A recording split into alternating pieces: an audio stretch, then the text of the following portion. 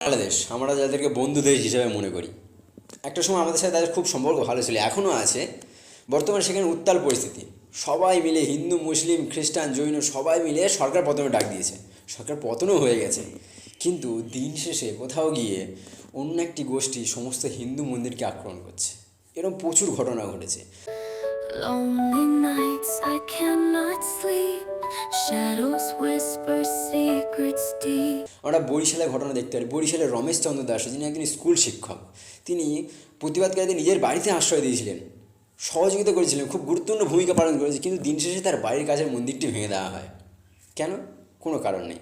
কুমিল্লার দীপঙ্কর দত্ত, একজন ব্যক্তি যিনি আক্রমণকারীদের বিরুদ্ধে রুখে দাঁড়ায়, অনেক মানুষকে নিজের বাড়িতে আশ্রয় দিয়েছিল, কিন্তু শত চেষ্টায় বাড়ির কাছের মন্দিরটি তিনি রক্ষা করতে পারেনি। চট্টগ্রামের সঞ্জয় কুমার ঘোষ, একজন স্থানীয় ব্যবসায়ী, তিনি প্রতিবাদে নায়ক হয়ে ওঠেন। প্রতিবাদকারীদের জন্য আশ্রয়, খাদ্য, জল সমস্ত কিছুর ব্যবস্থা করেছিলেন, কিন্তু কিছুদিন পর সেই একই কেস। বাড়ির ব্যবসার কাছাকাছি যে বড় মন্দির ছিল, মন্দির আক্রমণ। কারা আক্রমণ করছে? যাদের তিনি রক্ষা করেছিলেন। অর্জুন রায়, ঢাকায় একজন সমাজকর্মী, সাম্য ও ন্যায়ের প্রতিবাদে তিনি প্রতিবাদ নিয়ে সমর্থন করেছিলেন, বাংলাদেশ সমর্থন সবার সাথে। তাদের নিরাপদ স্থানে নিয়ে গেছে, তাদের খাওয়ার ব্যবস্থা করেছে, তিনি অনেক উদারতা দেখিয়েছে তার। কিন্তু দিন শেষে তিনি ধর্মস্থানকে রক্ষা করতে পারেনি। কেন? জেহাদি আক্রমণ। সবাই একসাথে প্রতিবাদ করেছে, কিন্তু দিন শেষে আক্রমণটা শুধু হিন্দুদের উপর।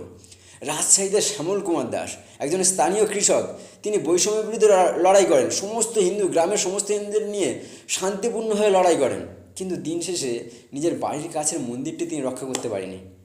সমস্ত হিন্দুদের নিয়ে তিনি রক্ষা করার চেষ্টা করলেও জেহাদিরা সেই মন্দিরটি আক্রমণ করে। কুমিল্লায় দীপঙ্কর দত্ত নামে একজন ব্যক্তি, তিনি আক্রমণকারীদের উপর রুখে দাঁড়ান। তিনি এক প্রকার হিরোর রূপের কাজ করে, কিন্তু দিন শেষে তার বাড়ির কাছে মন্দিরটি ভাঙা হয়। এগুলো গেল এক ধরনের ঘটনা, কিন্তু আরেক ঘটনা ঘটছে বাংলাদেশে। এইসব পরিস্থিতির মধ্যে অন্য পরিস্থিতিও দেখা যায়, যেমন কিছু মুসলিম যারা হিন্দুদেরকে সাহায্য করছে। যেমন তার মধ্যে আছে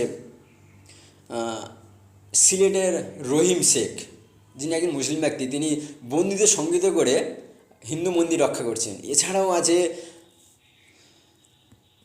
খুলনার ফতিমা বেগম, যিনি হিংসা থেকে পালানো হিন্দুদের নিজের বাড়িতে আশ্রয় দিয়েছেন।